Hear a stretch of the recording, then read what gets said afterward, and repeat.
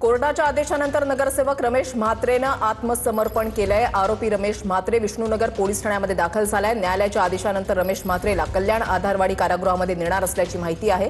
केडीएमसीच्या मनपा रुग्णालयामधील डॉक्टर मारहाण प्रकरणामधील आरोपी रमेश म्हात्रेचा जामीन काल हायकोर्टानं रद्द केलेला। कोर्टानं रमेश म्हात्रेला आत्मसमर्पणाचे आदेश दिलेले आहेत। सुनील जाधव आमचे प्रतिनिधी आमच्या सोबत आहेत। सुनील, कोर्टाच्या आदेशानंतर आता आरोपी नगरसेवक रमेश म्हात्रेनं आत्मसमर्पण केलंय। ऋषाली, अगदी बरोबर आहे। आपण पाहिलं गेलं तर 6 तारखेला ही मारहाण झालेली, त्यानंतर 8 तारखेला रमेश म्हात्रे यांना अटक करण्यासाठी पोलीस गेलेली आणि त्यांना अटक देखील केली होती।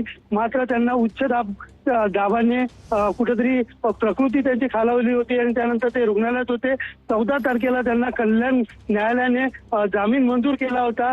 मात्र पाहिलं तर डॉक्टर संघटना आक्रमक झाली व 20 आणि 31 तारखेला पूर्ण राज्यभर बंदचा त्यांनी आंदोलन करण्याचा इशारा दिला आणि यानंतरच उच्च न्यायालयाने रमेश म्हात्रेसह इतर 3 आरोपींचे जे जामीन होते ते पूर्णपणे रद्द केले आणि ते जामीन त्यांचं रद्द केल्यानंतर 24 तासात म्हणजे आज 5 वाजेपर्यंत पोलिसांकडे आत्मसमर्पण करावं असे आदेश देखील देण्यात आलेले आणि त्यानुसार काल रात्री विष्णुनगर पोलिसांनी रमेश म्हात्रे यांना नोटीस दिली आणि त्या नोटीसमध्ये 5 वाजेपर्यंत पोलीस ठाण्यामध्ये हजर राहण्याचे नोटीसमध्ये नमूद केलं होतं। त्यानुसार रमेश म्हात्रे स्वतःहून आज या ठिकाणी विष्णुनगर पोलीस ठाण्यात आलेले। सध्या विष्णुनगर पोलीस जे आहेत या सगळ्या आरोपींना नोटीस दिली होती आणि आता रमेश म्हात्रे यांना कल्याण न्यायालयामध्ये हजर करणार आहेत व त्यानंतर कल्याण न्यायालयाच्या आदेशानंतर कल्याणच्या आधारवाडी जेलमध्ये